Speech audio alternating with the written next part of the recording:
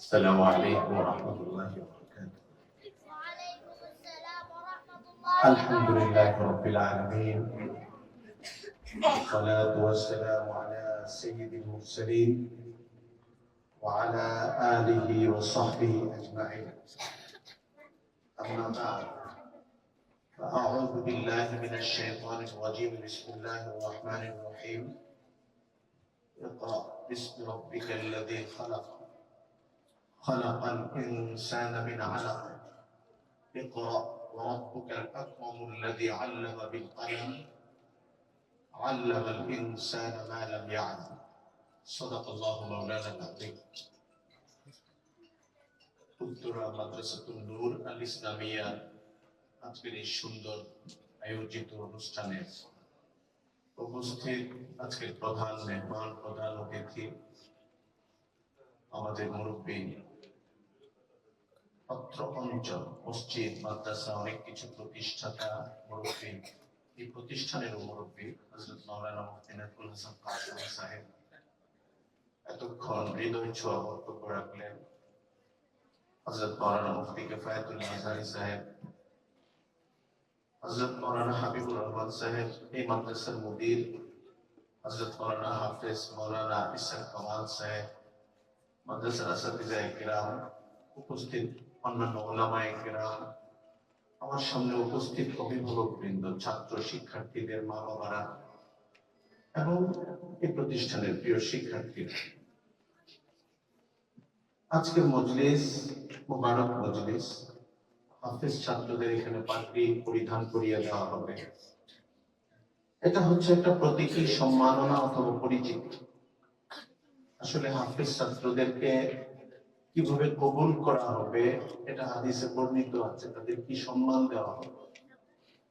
একটা প্রতিষ্ঠান, একটা মাদ্রাসা শুধু জানিয়ে দিতে পারে, একটু আনন্দ প্রকাশ করতে পারে, মা বাবার সামনে আনন্দের একটু উপলক্ষ তৈরি করতে পারে যে আপনার সন্তান হাফেজ হয়েছে, তাকে পাগড়ি পরিয়ে দেওয়া হচ্ছে। আসল পাগড়ি, আসল মর্যাদা, আসল সম্মান এই হাফেজ সাহেব এবং তার মা বাবা এটা আল্লাহর পক্ষ থেকে সময় মতো পাবেন ইনশাআল্লাহ। আমরা দীর্ঘ সময় হযরত মাওলানা মুফতি কিফায়াতুল্লাহ আজহারী সাহেবের বক্তব্যে আজকের মজমায় যে আলোচনা হওয়া উচিত তার প্রধান বিষয়গুলো আমরা শুনেছি। এরপরে আলোচনার বিশেষ কোনো বিষয় আসলে বাকি থাকে না।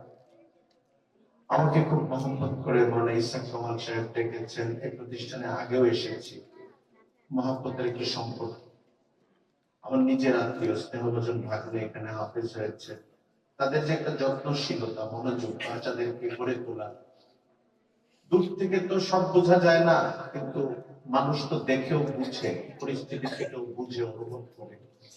একটা সফল বাচ্চাদের জন্য একটা সফল মাদ্রাসা বলে আমার কাছে মনে হয়েছে। অভিভাবকরা আমার চেয়ে ভালো বলবেন, ভালো জানবেন, তাদের অভিজ্ঞতা আরো সমৃদ্ধ হবে। আমি দোয়া করি এই প্রতিষ্ঠান প্রত্যন্ত আরো সাফল্য লাভ করুন, এর পরিধি আরো বাড়ুক, আল্লাহ এর প্রতি বরকত দান করুন। ছোট্ট কয়েকটি কথা।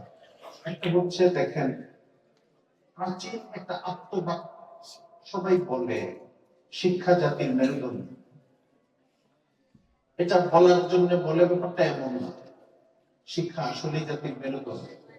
আমি তো চিন্তা করলে এইভাবে বলবো, শিক্ষা জাতির মগজ, শিক্ষা জাতির মেরুদণ্ড, শিক্ষা জাতির শেকড়। শিক্ষা জিনিসটাকে আধুনিক শিক্ষিত সমাজে যেভাবে দেখা হয়, শিক্ষা জিনিসটা আসলেই এমন না। শিক্ষা জিনিসটাকে আধুনিক শিক্ষিত সমাজে দেখা হয় কর্ম উপযোগী কিছু উপাত্ত উপাদান ব্রেনে ধারণ করে, যেন সে কর্মজীবনে সফল হয়। কোন কর্মজীবন? যেটা উপার্জনের সঙ্গে জড়িত।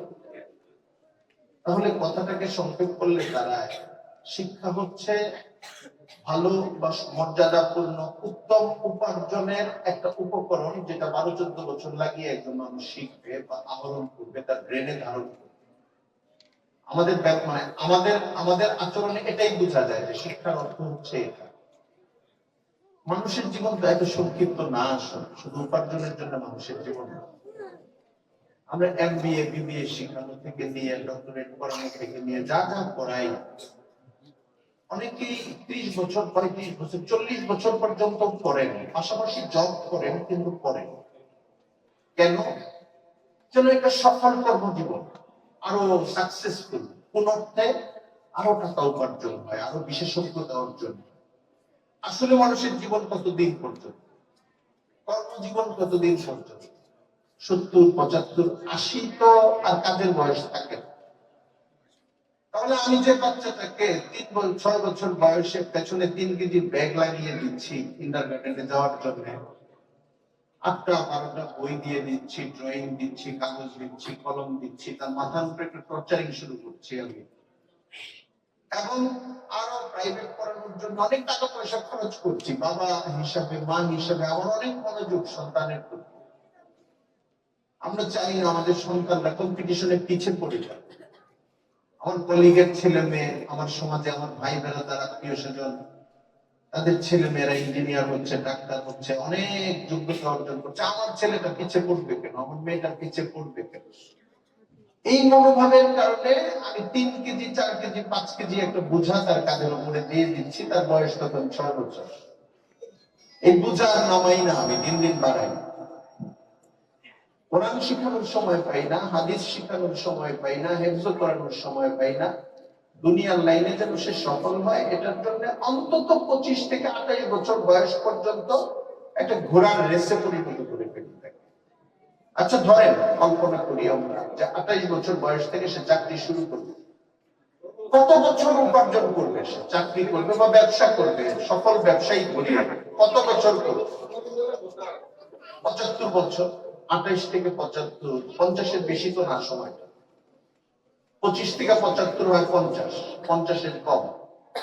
এই 50 বছর উপার্জনের জন্য যেন 2 লাখ, 5 লাখ, 7 লাখ, 10 লাখ টাকা আয় করে মাসে। এর চেয়ে বেশি যারা করে তারা ব্যতিক্রম। এটার জন্য আমার বাচ্চাটাকে আমি বাজির ঘোড়ায় পরিণত করলাম, কিন্তু বাচ্চাও মারা যাবে, আমিও মারা যাবো, তারও আখেরাত আছে, আমারও আখেরাত আছে। আমি ওই জীবনের জন্য কোনো প্রিপারেশন না আমি করলাম, না আমার বাচ্চাকে করতে দিলাম, না দরকার মনে করলাম, না তার জীবনে আসবে। এভাবেই চলছে আমাদের শিক্ষা। এটা কোনো সুস্থ মুসলিমের জন্য এটা শিক্ষা ব্যবস্থা না। মুসলিমের শিক্ষা ব্যবস্থা হলো এইটা, যে বাচ্চারা কোরআন শরীফ তেলাওয়াত করতে থাকে।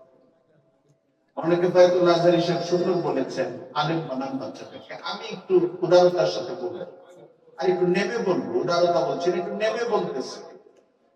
মৌলিক দিনই শিক্ষাটা দেব বাচ্চাকে, যদি তারপরে আমার চিত্ত দুর্বল হয় যে না আমি মনে করছি দুনিয়ার লাইনে আমার ছেলেটা যোগ্য, ঠিক আছে, দিয়ে না দুনিয়ার দিনের সঙ্গে এটা যেন শেকড় হিসাবে থাকে, তার হেফজটা যেন বুকের মধ্যে থাকে, এটা খেয়াল রেখে।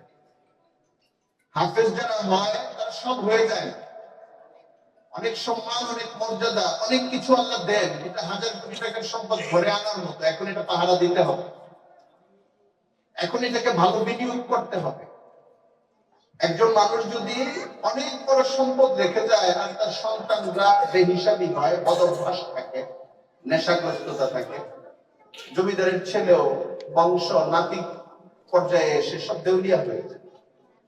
আমাদের এই যে সন্তানদেরকে হাফেজ বানানো হচ্ছে, আল্লাহ তাআলা করে দিচ্ছেন। হাফেজ আসলে কেউ বানাইতে পারে না, আলেম হচ্ছে। গার্জিয়ানদের অনেকগুলো দায়িত্বের একটা দায়িত্ব হইলো আমার ছেলে মেয়েকে পাহারাদারি, নিজের মান উন্নত করা, নিজের দিনই মান উন্নত করা। মা বাবার চেয়ে বড় আয়না সন্তানের সামনে থাকে না। মা বাবা যদি নামাজি হয়, সন্তানরা নামাজি হয়। মা বাবার ভেতরে যদি সততা দেখে, সন্তানের ভেতরে সততা আসে। মা বাবার ভেতরে যদি আখলাক দেখে, আখলাকটা সন্তানের ভেতরে আসে। বইপত্রে না পড়লেও আসে। আর বইপত্রে অনেক পড়াইলাম, আমার আদর্শ মা বাবা হিসাবে আমি দুর্বল একটা আদর্শ তার সামনে উপস্থাপন করলাম। তো আমি চাই বা না চাই, অর্ধেকের চেয়ে বেশি ওইটার দ্বারা সে মুতাআসসির বা প্রভাবিত হবে এবং তার জীবনটা ওইরকম হয়ে যাবে। আল্লাহ তাআলা আমার ঘরে হাফেজ দিচ্ছেন, আলেম দিচ্ছেন, এটার জন্য কদর করি। এই প্রতিষ্ঠানের সঙ্গে সুন্দর সম্পর্ক রাখি। শিক্ষা নিয়ে যখন চিন্তা করবো, আমরা চিন্তা যেন পরকালটাকে সামনে নিয়ে।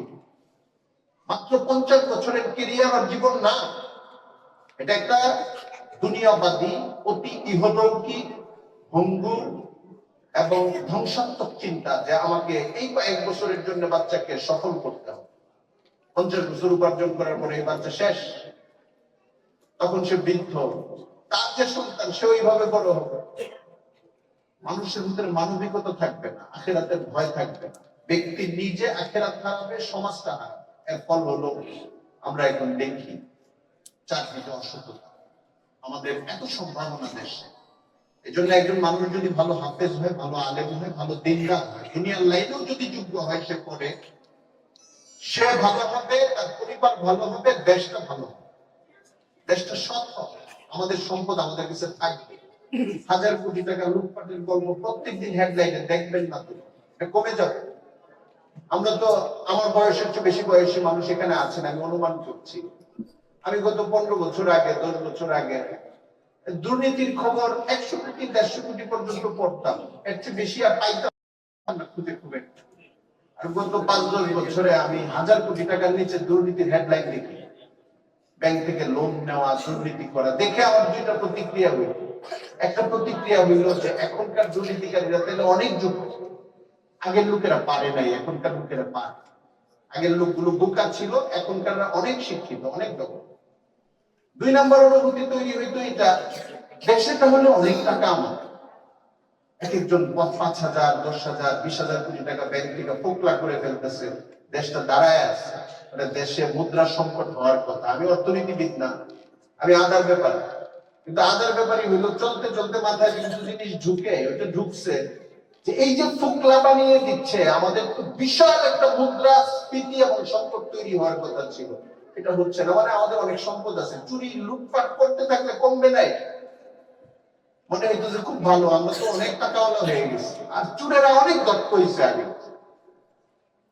আসলে এটা একটা অভিমান সুলভ কল্পনা। বাস্তব কথা হলো যদি এরকম চুর কয়েক হাজার তৈরি হয়, কয়েক লাখ তৈরি হয়, কয়েক কোটি তৈরি হয়, ছিল, সবাই সমান হারে পারে নাই, এখনো আছে, এখনো চলে যায় নাই। এটা দলীয় রূপ না, এটা একটা আম রূপ। ক্ষমতা যার হাতে থাকে সে চুরিটা করতে থাকে এবং নির্ভীক ভাবে করতে থাকে। আল্লাহর ভয় যদি থাকে, কোরআনের শিক্ষা যদি সিনার ভিতরে থাকে, গোটা শিক্ষা ব্যবস্থায় যদি আখিরাত সামনে থাকে, রাষ্ট্র উপকৃত হবে, দেশ উপকৃত হবে, সমাজ উপকৃত হবে, ওই মানুষটাও দুনিয়া এবং আখিরাতে সফল হবে। আমরা এই কথাগুলো, এই চিন্তাগুলো সমাজে সম্প্রসারিত করার চেষ্টা করি, নিজে ধারণ করি, আমার বাচ্চার দিকে খেয়াল রাখি। এবং যত যত দ্বীনি শিক্ষা প্রতিষ্ঠান থাকে, এটা কম্বাইন্ড হোক, আধুনিক এবং দ্বীনি শিক্ষা সমন্বিত হোক, কমপ্লিট দ্বীনি শিক্ষা হোক, এটা মাদ্রাসা কাম স্কুল হোক, স্কুল কাম মাদ্রাসা হোক, কমপ্লিট ফুললি মাদ্রাসা হোক।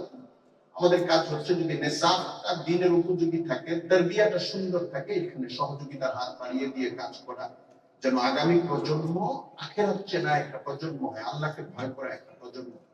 আমি, আমাকে যারা ডেকেছেন মহব্বত করে এবং এই গার্জিয়ানদের সঙ্গে, অভিভাবকদের সঙ্গে সাক্ষাৎ করার ব্যবস্থা করে দিয়েছেন, বাচ্চাদের সঙ্গে যারা হাফেজ, যারা আজকে প্রকৃত মর্যাদা বা সম্মানিত, তাদের সবার প্রতি কৃতজ্ঞতা জানাই। আবারও বলছি, মাওলানা ইসহাক কামাল সহ যারা এই মাদ্রাসার পেছনে শ্রম দিচ্ছেন, বাচ্চাদেরকে হাতে কলমে শিখাচ্ছেন, আল্লাহ তাআলা তাদের মর্যাদা বাড়িয়ে দেন। রাসূল করিম সাল্লাল্লাহু আলাইহি ওয়াসাল্লামের ইরশাদ, খায়রুকুম মান তাআল্লামাল কুরআনা ওয়া আল্লামাহু, শিখে এবং শিখায়, সমাজের তারাই সর্বোত্তম তোমাদের মধ্যে, যারা কোরআন শিখে এবং শিখায়।